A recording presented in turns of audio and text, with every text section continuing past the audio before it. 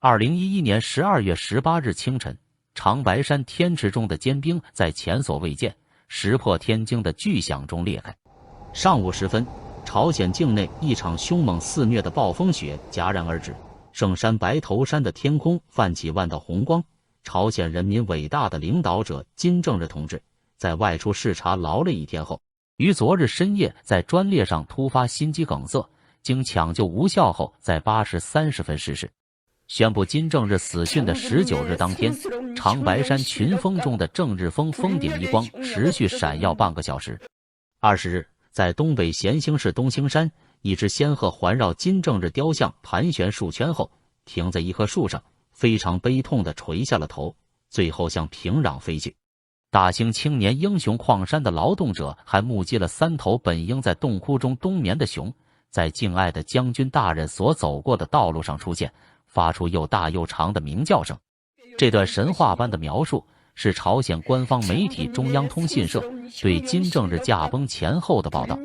外界可能会觉得这一切非常的离谱，但是对于北韩普通民众来说，他们却深信不疑，因为他们从小就对课本里记载的二将军金正日用一颗石子击落美国卫星等故事耳熟能详。不管怎样，从北韩各地赶到平壤为金正日送行的民众的确是络绎不绝，一个个都在大雪中激动的一把鼻涕一把泪。但几乎没有几个朝鲜人会静下来仔细想一想，二太阳勉强才满70岁，这个年龄对于接受着最先进健康管理的伟大领袖来说，称不上高寿，甚至有点短命。毕竟他的老爹金日成都轻轻松松活过了80。仅仅在几天前，金正日还在平壤一家即将开业的大型超市视察，这是他此生最后一次公开露面。和往常一样，北韩民众夹道欢迎金将军，为他们指明经济发展的方向，但有人却发现了二太阳的明显异样。金将军的身影似乎没有从前那么伟岸了，给人的印象是一脸老态龙钟和非常吃力的走路姿势。其实早在2009年，随美国前总统克林顿访问平壤的主治医生在近距离观察金正日后，就得出他可能身患糖尿病、心脏病等多种疾病，认为金正日寿命不会太长。美国助理国务卿坎贝尔曾在2010年3月访问韩国时，根据克林顿访问朝鲜时收集的情报表示，金正日寿命只剩下3年，但这还是明显高过了金将军的寿命。不到2年后，他就赶去和自己的老爹团聚了。那么，拥有万全的健康保障措施的伟大领袖金正日为什么会如此的短命，与自己老爹的寿命相差这么大？北韩二太阳落幕的背后又有着怎样的内幕？欢迎打开 Zero 档案，感谢您的订阅支持。下面将为您讲述北韩2号太阳落幕背后的故事。2008年9月9日，在平壤金日成广场举行的朝鲜建国60周年庆典仪式上，人山人海。这本应该是一次逢时的大庆典，但是人们期待的伟大领袖金正日却没有出现。实际上，从8月中旬以来，朝鲜媒体就没有出现过金正日公开露面的消息。一时间，有关金正日的健康以及朝鲜最高权力接班人的话题迅速成为各国媒体关注的焦点。后经证实，金正日在当年8月因脑出血而病倒。其实金正日的身体有恙，在此前的2000年左右就有征兆，那时他的身体便发生了很大变化，不仅头发变得稀少，体型也明显消瘦，老化程度显著加快。在2007年南北首脑会谈时，金正日头发变得更加稀疏，连走路都有些不够稳定。北韩迄今为止的3个伟大领袖中，金正日是最喜欢玩神秘失踪的。在此之前的90年代初，当时身为金家王朝储君的他，就和大家玩了一次消失。那是和往常一样的一个深夜，平壤行政中心旁的一个公馆里灯火通明，歌舞升平。这是金正日每周3和周6都如期举行的与心腹们的私人宴会。宴会从下午8点开始，开场都是先喝酒。金老大每次都会从自己存货1万多瓶的私人酒窖中拿出一些和大家畅饮，这些酒中有很多都是北韩外交官们从国外搜罗来的。酒过3巡，金正日就开始拿起话筒，在欢乐组的伴舞下开始唱歌，或者是和其他人玩游戏，其中就包括剪毛游戏。如果在游戏中被打败，会用理发器胡乱剪头发。如果有一天哪个从不戴帽子的党干部突然戴上帽子来上班，那他就是那个在前一天晚上玩游戏输的人。有时候连游戏都玩腻了后，趁着酒兴，金正日就会给跳舞的欢乐组女成员下令脱衣服，然后命令在场的干部们一起跳，但是只许看不许摸。每次宴会基本上都到深夜才结束，由于是私人宴会，干部们都不带司机，经常会有人醉醺醺地开着金老大送的奔驰车殒命在平壤的街道上。而有一次，金正日自己也想尝试一下酒后飙车的快感，运气不好的他出事了。据后来脱北的朝鲜高官黄长业描述，这次事故似乎很严重，因为从那以后金正日就没法工作，重要的事情都要向金日成请示。但金日成一直被瞒着，根本不知道自己的倒霉儿子出了什么事，只是被告知他身体不好在调养。就这样，金正日又把自己的工作抛回给自己的老爹。金正日不仅坑爹，最主要还是坑自己，放纵的私生活和疯狂的酗酒，让他快速的衰老，甚至看上去比自己80岁的老爹还虚弱。早年的金日成曾经还在长白山森林里打过游击，经过了军事训练，身体得到了一定的锻炼。但金正日就没有他老爹的这种经历了，他完全是享福的一代。作为金太阳的儿子，又是未来的主体思想接班人，他拥有全北韩最奢侈的生活。根据他的日本厨师藤本健二回忆，当数十万至数百万朝鲜人还在因为缺乏草根树皮而纷纷饿死的时候，金将军的餐桌依旧极尽奢华，他的厨师们还在为搜寻珍稀菜肴而跑遍全世界。诸如到丹麦购买猪肉，到伊朗购买鲨鱼子，到日本购买海鲜类，到东南亚购买热带水果等。曾为金正日服务的一位法国厨师说，超过20种的法国产干酪和葡萄酒等烹饪材料，只要一订购，就会从世界各地运抵。金正日最爱吃的就是各种海鲜，餐桌上最贵的食材就是价值将近200多万韩元的鲨鱼子。金将军因为营养过剩而患上了糖尿病和高血压，这在饥荒时期的北韩算是一种罕见病了，因为他的人民正在因营养失调而患浮肿病死去。联合国2002年对朝鲜儿童数千人的营养状态实施的调查结果表明，40%的朝鲜儿童处于慢性的营养失调状态。这一数据在1998年增高达60%。北韩的征兵条例中身高标准也因此一降再降，在2012年入伍的身高的最低要求，甚至由2008年的150公分降到了142公分。而这一切都是拜大饥荒所赐。过度放纵的酗酒抽烟，隔3差5就熬夜开个 party， 还酒驾给自己送进医院。年仅50几岁的金正日硬是把自己搞成了个半身不遂的脑血栓患者。曾经70岁的金日成看上去还是精神饱满，干劲十足，时不时就跑到哪个田间地头研究研究粮食产量，或者到工厂里视察视察个工作，可以说是健步如飞。可70岁对于金正日来说，却是一个永远跨不过去的坎。说起北韩的权力继承，大多数对金家王朝内部权力更迭不太了解的人，会想当然地认为金正日只是一个独裁者2代，所以他并不需要像他的老爹一样从无到有地建立一切，并耗费精力清除大量的政治对手。似乎一切都由他的老爹为他铺好道路，他只需要等着登基就可以了。但事实并不是如此。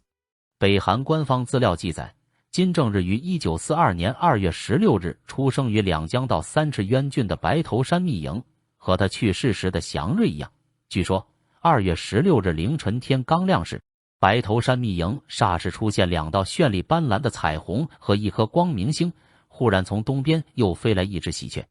这一连串的天降祥瑞，预示着金正日将来是一位拯救全人类的领袖。而根据苏联方面的记录，他是1941年2月16日在苏联远东的维亚茨科耶军营出生的。所以为了保持纯正的白头山血统，伟大领袖的出生信息理所当然是可以更改的。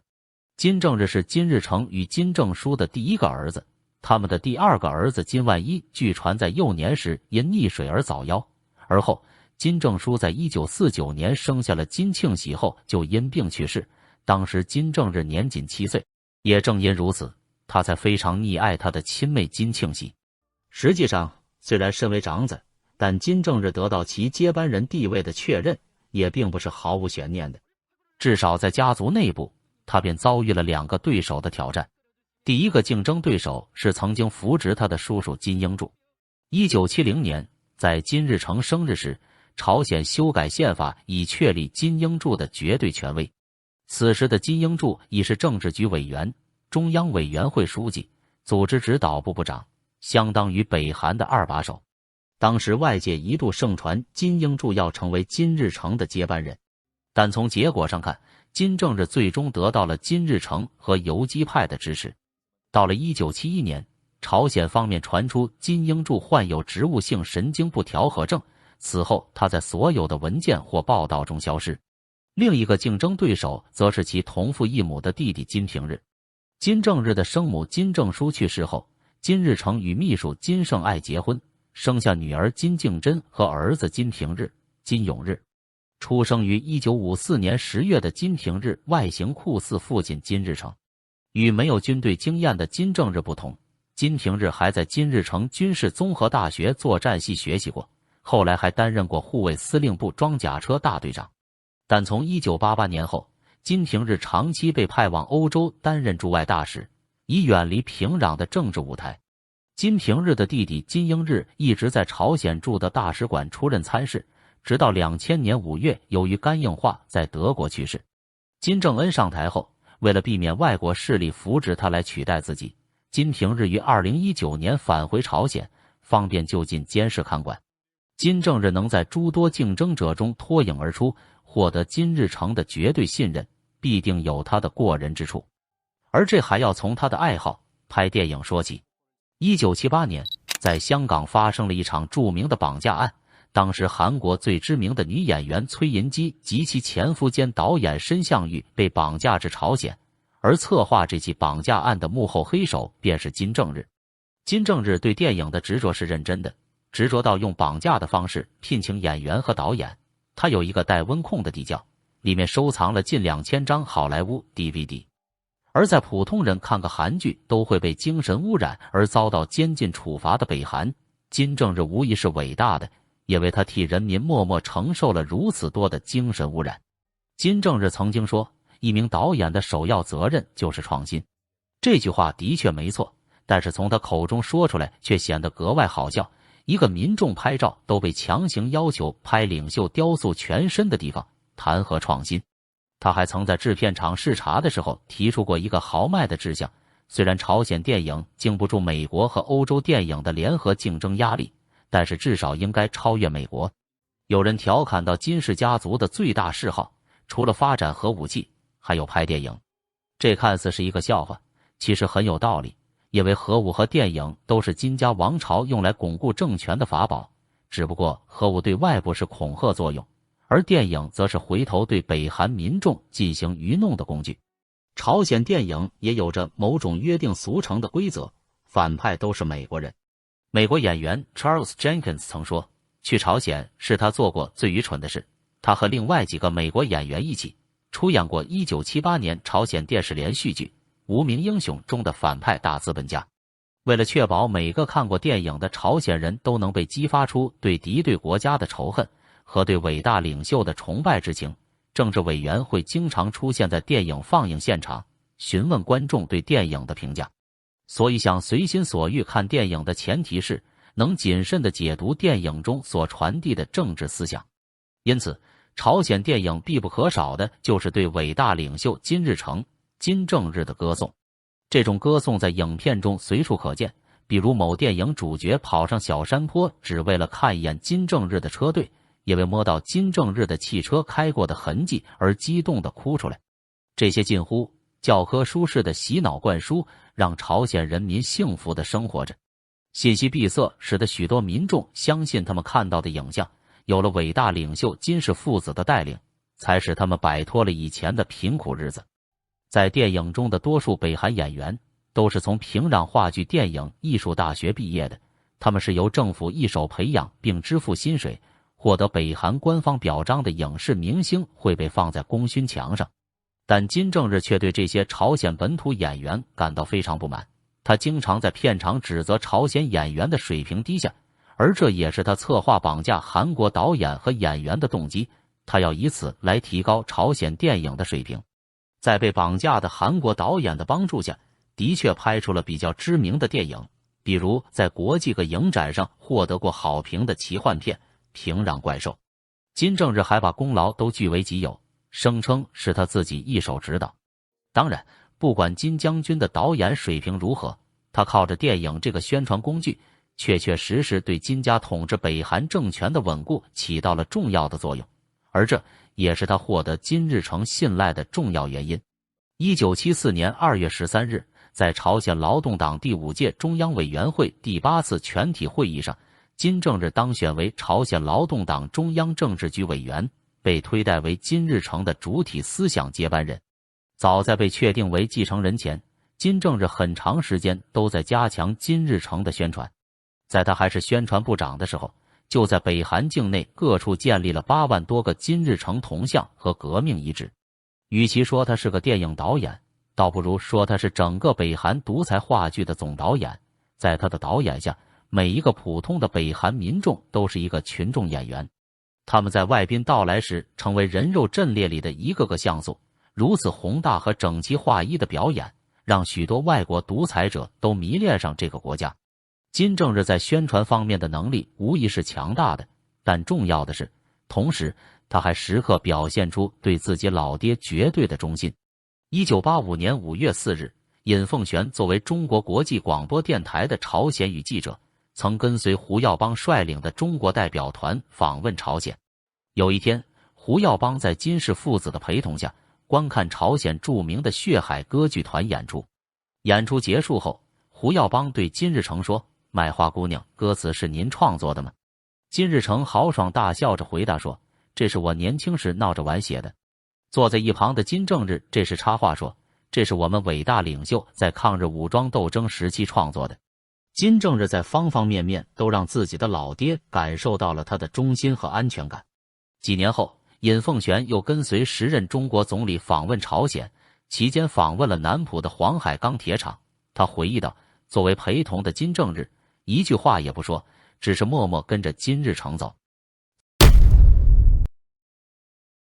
距离上一次金日成去世仅仅17年后，北韩人民又齐聚平壤，为全世界上演一次送葬大戏。只不过上一次是剩下，而这一次则是严冬，主角成了金正日。送葬当天，平壤降暴雪，媒体称这是苍天为金正日的离世而伤痛。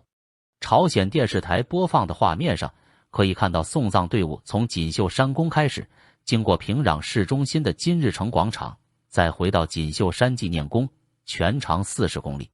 与上一次金日成的葬礼不一样，这一次北韩表示不接受外国吊唁代表团参加金正日的葬礼。外界猜测，在中东民主浪潮触发独裁政权纷纷倒台的情况下，北韩担心，如果外国吊唁使节进入北韩，其封闭社会中的脆弱性会显现出来，北韩政权很可能会产生动摇。毕竟在金正日主政的17年时间里，饥荒频发，人口仅2000万的北韩，饿死人的数量就达到数十万到数百万。饿殍遍地的同时，公开处决的人数也在不断增长。金正日时期的高压统治甚至比金日成残酷不止10倍。饭都吃不饱的北韩饥民，万一看到了光鲜亮丽、略显富态的外国人，心里会作何感想？虽然在冰天雪地的葬礼现场，数十万北韩人冒雪在平壤送别金正日，哀痛哭声震天，仿佛要哭崩平壤，但估计没有几个人是真心的，哭得这么卖力，也只是因为不想事后被带走。而他们心里可能都在想，这家伙终于走了。但是即使恶魔独裁者走了，也并没有让他的人民好过。金正日的死为北韩创造了一项世界之最，他的尸体将被制成干尸，与其父亲金日成一起摆放在锦绣山纪念宫。这里曾经是10亿美元建造的金日成生前官邸，在他们父子死后成为了地球上最大、最豪华的墓地，也是北韩金氏王朝特有的金字塔。维护这座金字塔和里面的2个伟大领袖，又将是一笔巨大的花费。这也意味着陷入饥饿的北韩民众又要再一次榨干自己，供奉他们的伟大领袖。而在这次盛大的葬礼背后，一直有一个疑点没有解开，那就是金正日到底是怎么死的呢？根据北韩中央社在12月19日的报道，金正日因疲劳过度，17日上午在列车上突发急性心肌梗塞去世。报道还说，在18日对金正日进行的病理解剖检查中，最终确定了上述死因。但有人对此持怀疑态度，认为平壤当天早上气温零下12摄氏度，他不太可能搭乘列车出行。同时从生活习惯看，夜猫子金正日也不太可能早上出行，而且没有任何关于列车延误、改道等消息。韩方情报官员还指出，金正日专列于16日早晨至18日早晨根本没有离开平壤。金正日死亡时间和地点疑点重重，有人认为金正日有可能在官邸中去世，但为显示其努力为民，因此公布他死于车上。甚至还有另一种说法，认为金正日很可能是死在中国北京的某个秘密医院里。据悉，12月16日，中共的蜡像馆突然要赠送金正日生母的蜡像给北韩，而出人意料的是，一向脾气古怪的北韩这次派出了200多人的大团队前往北京参加蜡像的送行仪式。有分析称，中共送蜡像是假，运送金正日的尸体才是真。这种推断其实也不无道理。由于平壤的医疗条件差，当初给金日成做手术的医生，据说就是秘密从法国调来的。而金正日死后立即被很不庄重的剖尸查询死因，更被怀疑很可能是在外地猝死。而如果他是在北京的医院里突发死亡，就更会令北韩高层心生疑窦，只有下令剖尸才能消除高层的疑虑。金正日死得不明不白，所以外界对其死因的猜测不免有很多版本。日媒产经新闻曾在2016年披露，实际上金正日是在16日因旧病复发，抢救不及而毙命的，并不是官方宣布的12月17日。复发原因则与继任者金正恩密切相关，这又是为什么呢？披露中说，当地时间16日下午5时左右，金正日在乘坐专列进行视察期间，给金正恩拨了一通电话，他在电话中大发雷霆。之后，金正日突然改变计划，命令随行人员送他前往长女金雪松家。晚餐后，金正日并没有按照医嘱，反而大量饮酒。进入卧室休息后，过1个小时左右，卧室警报声突然响起。当金雪松和其长子进入查看时，金正日已经口吐白沫，最终抢救无效死去。连日视察的疲乏，加上工程进展不利带来的极大愤怒，是诱发旧病的主因。而这里所指的工程，正是由金正恩负责的北韩最大水电站建设——西川水利发电所。金正日为了该项目，不惜动用原先就捉襟见肘的政府资本，而且还委派了继承人金正恩亲自督导。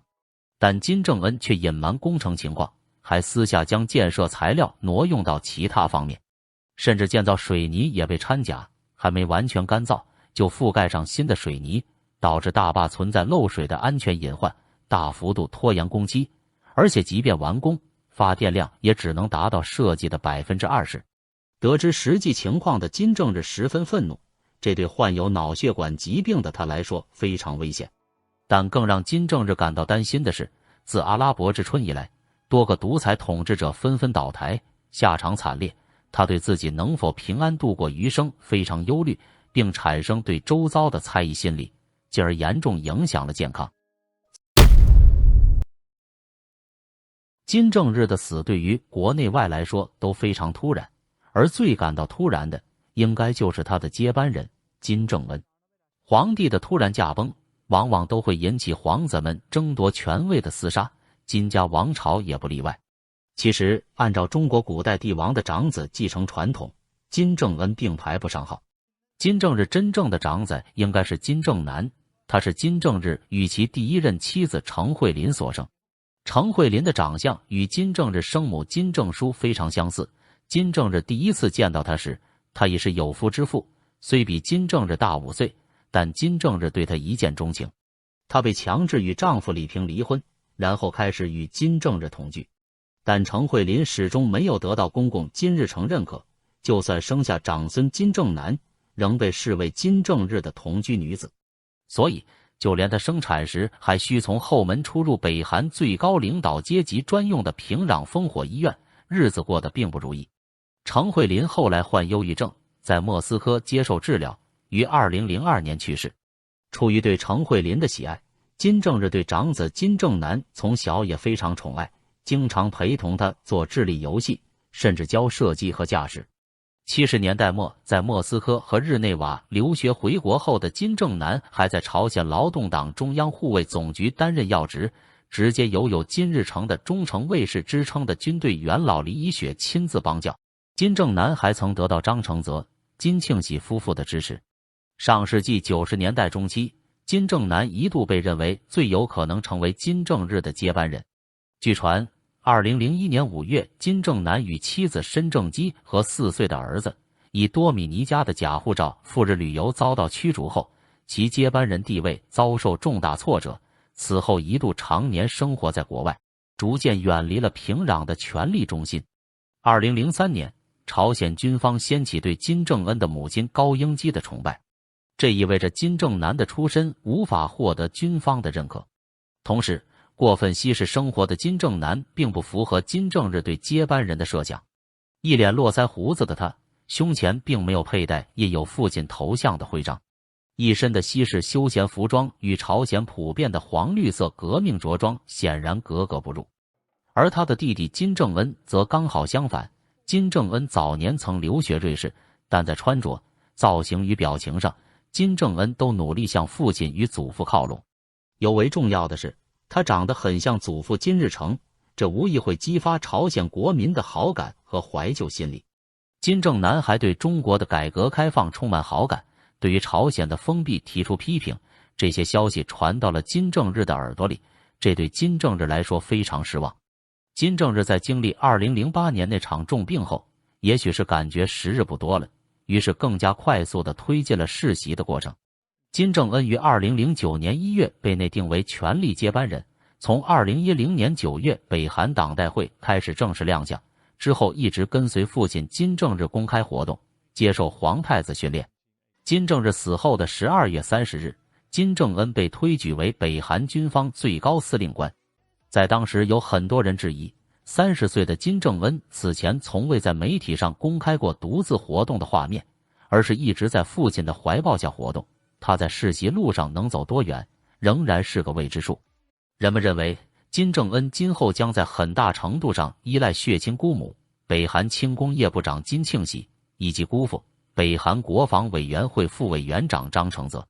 但此后，金正恩以铁腕手段处决了自己的姑父张承泽，清洗了北韩高层的潜在反对力量，这表明了他已经深谙祖父与父亲的清洗之道，完全掌握了最高权力。据韩国情报机构透露，金正恩早已将他同父异母的哥哥金正男列入了黑名单。33岁的金正恩曾下令处死几十名高层官员，其中包括至少1名失宠于他的亲戚。他可能是因为觉得北京将他的这个哥哥看作有可能替代自己的人选，因而采取了这样的行动。2017年2月13日，金正男于吉隆坡国际机场2号航站楼被2名女子下毒刺杀身亡。于是，在一番展现在世界面前赤裸裸的同室操戈后，金家王朝的第3代太阳金正恩再一次牢牢把握住了手中的权力。而金家下一场同室操戈的权斗大戏又将何时上演？或者这场大戏还会不会有上演的机会呢？